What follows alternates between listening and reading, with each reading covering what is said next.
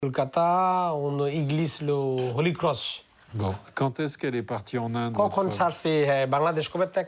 C'est une information importante, ça. Voyez, vous me répondez ça et vous me dites Calcutta. Si on ne percute pas... donc, ça veut dire... On s'aperçoit aussi que la charité des églises ou la fraternité de la République sont des choses qu'on met sous le tapis en vous disant que non, ça, c'est bien pour mettre ça dans la pierre devant les mairies, mais ça ne s'applique pas quotidiennement, parce qu'avant de penser à mon frère, je pense d'abord à ma gueule.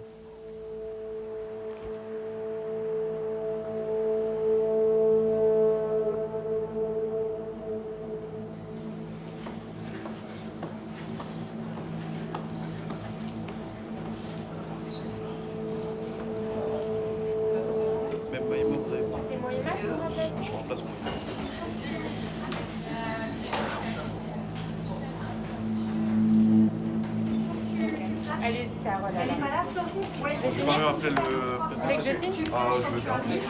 Tu flashes quand tu finis ta vacation. Voilà, comment ça va? Vous n'avez pas prévenu Anaïs? Non.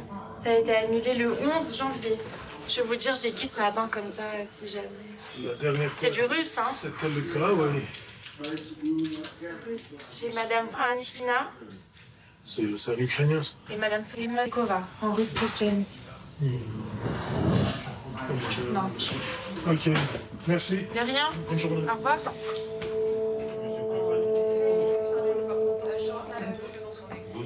Quand tu écoutes l'histoire dans ta langue, Oui. après le traduire en français, c'est pas pareil. Ils n'ont pas la même émotion. Non. Toi, on l'écoute en original, en fait. En version originale, oui. C'est pas de la traduction, c'est de l'interprétariat. Voilà, c'est ça. Ouais. Les gens ne savent Moi, je peux interpréter même en français d'une autre manière, en fait. Moi, parfois, je passe toute une journée. En fait, je passe mal la journée jusqu'en rentrant chez moi, mes enfants. Ah, t'as quelque chose, t'es calme. En fait, je vis. Dans ma tête, je continue de vivre la scène, quoi. personne, Ouais. ce qu'il a fait. Oui. Je me dis, parfois, je me dis, est-ce que ça vaut la peine que je continue ce boulot? Mais il y a parfois, surtout du Nigeria, il y a des tragédies.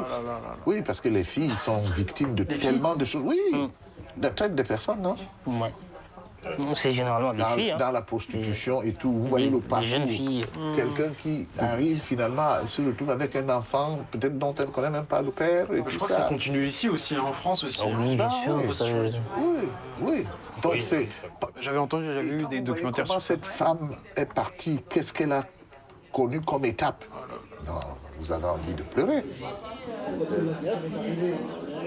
Je pense d'ailleurs que les juges font un très gros effort, parfois, de rentrer dans la compréhension de la culture qui permet que tu te retrouves dans telle ou telle situation. Ils font cet effort-là. Mais ce n'est pas toujours évident, parce que leur cartésianisme, leur manière de percevoir les choses, d'évaluer, de faire, est toujours en dichotomie avec la manière dont les autres, dont le réfugié, j'allais dire, a géré son parcours. Tout à fait. Il y a une dame qui quittait aussi l'Afrique de l'Est, là, une fois, je crois, l'Ouganda, et qui devait descendre en Afrique du Sud.